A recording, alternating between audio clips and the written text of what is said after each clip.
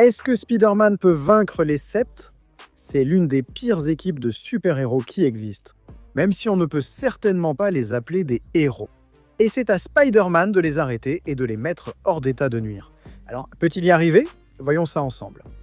Très bien, alors qui fait partie des Sept? Qu'ont-ils à offrir? Comme mentionné, ils parodient clairement la Ligue et reprennent de nombreux archétypes comme The Deep, leur Aquaman. Le problème, c'est qu'il ne peut vraiment rien faire à personne ici. Il est essentiellement utile seulement quand il est dans l'eau, donc c'est un peu une blague. En plus de ça, c'est un sacré pervers. Il est un peu plus fort que la plupart des gens, mais il n'a vraiment aucune expérience de combat. Tu peux clairement le mettre à terre avec un bon coup fatal. Starlight est étonnamment forte. Elle domine les gens normaux et les envoie y valser. Elle peut même se battre contre Stormfront, la super nazie maléfique. Elle est étonnamment résistante, mais son principal pouvoir, c'est sa capacité à manipuler la lumière, à manipuler l'électricité. Elle peut lancer des rafales de lumière capables de détruire des portes en acier, de blesser Stormfront et d'envoyer des gens valser sans effort. Elle peut aussi produire une lumière si intense qu'elle peut vous rendre aveugle. Black Noir, c'est un peu le Batman du groupe, le maître des arts martiaux sombres et mystérieux. Il est super fort, il a arraché le visage d'un homme et s'est acharné sur Starlight. Il est incroyablement résistant, il encaisse des explosions à bout portant, des bombes et des balles, et même des rafales de Starlight. C'est clairement le meilleur combattant de l'équipe. Le meilleur du groupe. Il a mis à terre Kamiko, Starlight et The Boys. A-Train est l'homme le plus rapide du monde, le speedster des Sept. C'est le Flash, même s'il n'est vraiment pas aussi rapide que le Flash. Il peut courir plus vite que les balles, esquiver les attaques de Starlight et se battre à une vitesse surhumaine. Et s'il va assez vite, il peut traverser les gens en courant. En plus, il est assez fort pour littéralement tirer un train. La Reine Maeve est l'équivalent de Wonder Woman. Elle est assez forte pour arrêter net un camion lancé à toute vitesse, l'arrêter sur place. Donc ça veut dire qu'elle est sacrément résistante aussi.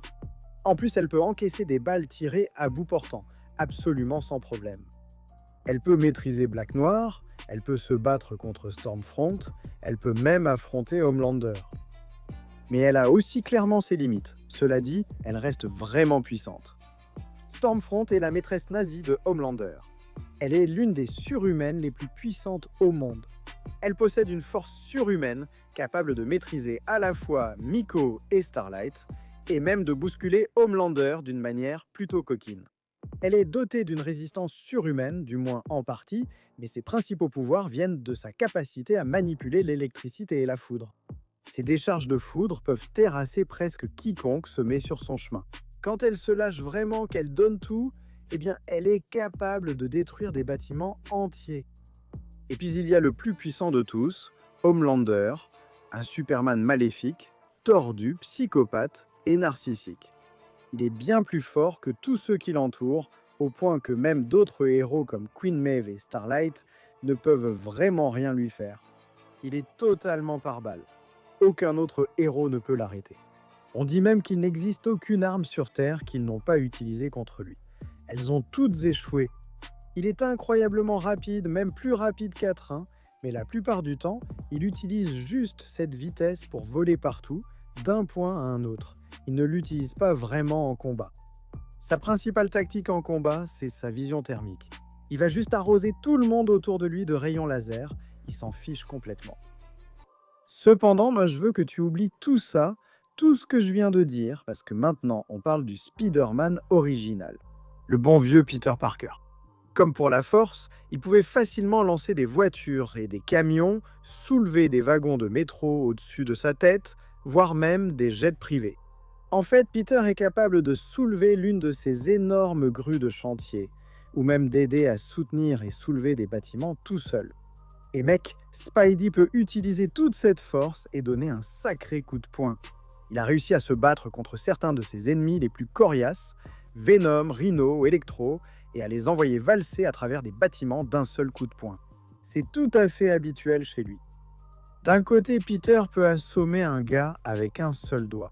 Et d'un autre côté, il peut vraiment blesser Hulk. Sans aucun doute, Spider-Man est incroyablement fort. Il est aussi incroyablement résistant. Spider-Man a encaissé des coups de Fléau, Hulk, Apocalypse, Hercule et Gladiateur. Et il s'en est très bien sorti. Spider-Man se repose en laissant des gens normaux le frapper. Voilà à quel point il est résistant.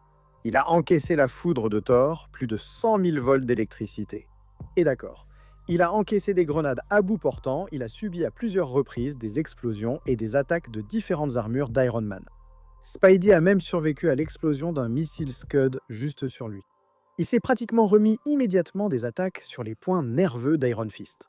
Spider-Man est aussi pratiquement immunisé contre toute toxine ou attaque chimique, parce que son corps peut simplement les filtrer instantanément. Son corps a même résisté à assez de toxines pour anéantir une ville entière. Et enfin, Spider-Man est vraiment l'un des personnages les plus rapides et les plus agiles de tous les comics.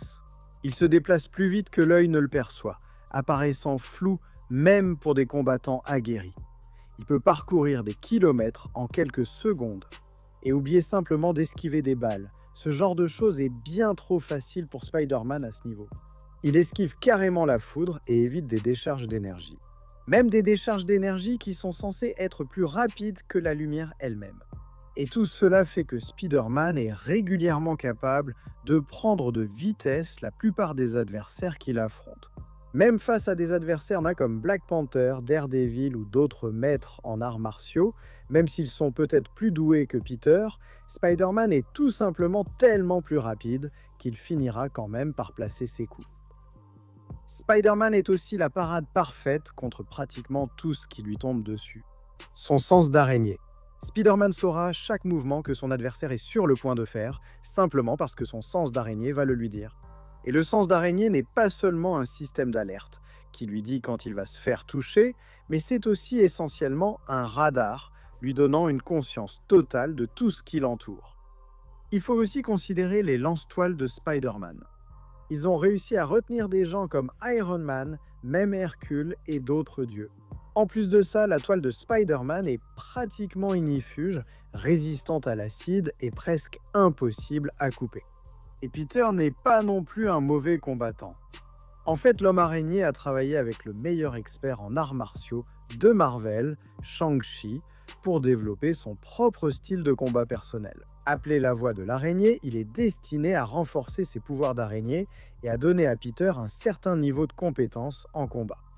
Alors, qui gagne ici ? Eh bien, analysons un peu la situation. Et comme il s'agit d'un seul gars contre une équipe de personnages, il est vraiment important de prouver que Spider-Man est assez puissant pour simplement tenir tête aux 7 avant même de pouvoir prouver qu'il est assez puissant pour les battre. Je veux dire, même si les 7 ne sont pas comme les Avengers ou la Ligue des Justiciers, ils sont tous incroyablement forts et résistants. Chacun d'entre eux possède des capacités surhumaines. Et ça, c'est même avant de prendre en compte leurs pouvoirs et leurs capacités. Mais voilà le truc, c'est pareil pour Spider-Man. Non, vraiment, Spider-Man est bien plus puissant qu'on ne le croit. Sérieusement ? Spider-Man retient en fait constamment sa force. Il se retient toujours de frapper trop fort. Il ne se donne jamais à fond. Et quand il se lâche, même un tout petit peu, eh bien, Spider-Man peut assommer des hommes en armure d'une simple pichenette. Il n'est pas vraiment aussi puissant que ça. Et à son meilleur niveau, eh bien Peter envoie Venom valser sur tout un pâté de maison avec ses coups de poing, où il fait traverser des immeubles à Rhino, où il envoie Electro tout droit à travers. 40 étages dans un gratte-ciel en un seul coup. Et ce n'est même pas le maximum de Spider-Man. Il a blessé la chose, démoli Iron Man, blessé Apocalypse, et même blessé Hulk avec ses attaques. L'un des meilleurs exploits de force que Homelander ait montré, eh bien, c'est de balancer un avion militaire. Ça, c'est dans les comics, même pas dans la série. Eh bien, Spider-Man a fait à peu près l'équivalent, et il l'a fait encore et encore. Il est vraiment très fort, et il est aussi plus que suffisamment résistant pour tenir dans ce combat. Il a encaissé des coups à bout portant de la part du fléau. Il a été lancé sans effort à plus d'1,5 km par Hulk.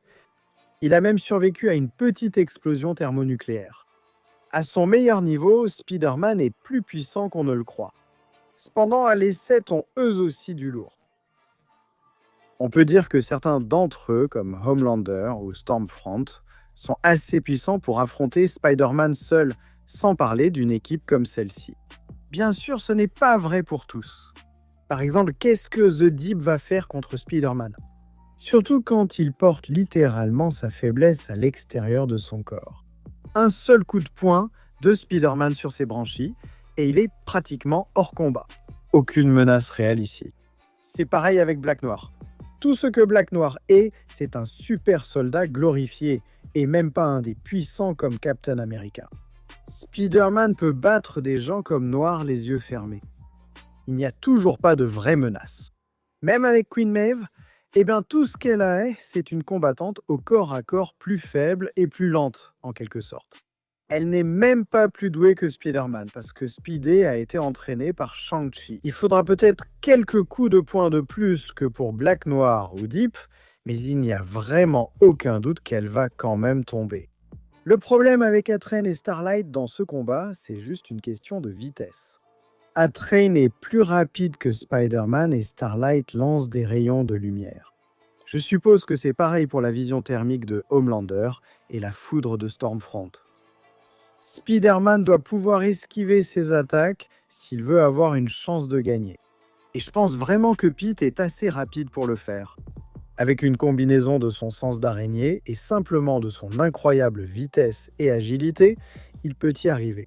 Il a déjà esquivé la vision thermique de Gladiator auparavant, donc il devrait pouvoir esquiver celle de Homelander. Il a esquivé la foudre de Tornade, donc il devrait pouvoir esquiver celle de Stormfront. Il a même déjà esquivé des rafales de lumière, donc encore une fois, il devrait pouvoir esquiver celle de Starlight. Spider-Man était même tellement rapide qu'il a déjà réussi à esquiver les attaques de Speed Demon, un super speedster. La vitesse ne devrait vraiment pas poser trop de problèmes pour Spider-Man ici. Il est assez rapide pour gérer tout ce que les 7 peuvent lui lancer. Il n'a également aucun problème à vaincre des groupes entiers de personnages surpuissants. Spider-Man affronte régulièrement et bat différentes versions des 6 sinistres. Il a déjà vaincu des équipes des Avengers et des X-Men. Il s'est même battu contre des hordes entières de tous ses ennemis en même temps. Donc affronter un groupe d'adversaires ne devrait pas vraiment le déstabiliser. Il a déjà vécu ça et il sait comment s'y prendre. Au final, tout cela se résume au fait que les 7 et l'univers de The Boys ne sont pas si puissants que ça. Du moins, quand on les compare à d'autres personnages surpuissants, surtout ceux issus des comics. Même quand il s'agit de Homelander ou Stormfront, le fait qu'il puisse être blessé par un coup de poing de Queen Maeve, tu sais qu'il pourrait être blessé par un coup de poing de Spider-Man. Surtout un Spider-Man qui se donne à fond et essaie vraiment de les blesser. Il pourrait lui causer quelques problèmes, mais les 7 ne sont pas vraiment connus pour leur travail d'équipe. Et je n'ai jamais rencontré une menace assez puissante pour vraiment le battre au combat. Ce serait un combat difficile pour Spider-Man, mais ce ne serait rien qu'il n'ait déjà vu auparavant. Il a déjà affronté des combats bien plus difficiles, il s'est mesuré à des adversaires bien plus puissants, et il en est toujours sorti vainqueur. Et oui, il peut aussi sortir vainqueur ici. Spider-Man gagne. Mais qu'en pensez-vous? Dites-le dans les commentaires ci-dessous. Je sais que vous aurez sûrement des avis et des réactions là-dessus. Si vous êtes resté jusqu'ici et avez vu la vidéo jusqu'au bout, c'est incroyable. Merci de nous avoir regardés et soutenus. Abonnez-vous si vous le souhaitez. Vous verrez d'autres vidéos comme celle-ci chaque semaine. On se retrouve alors. À la prochaine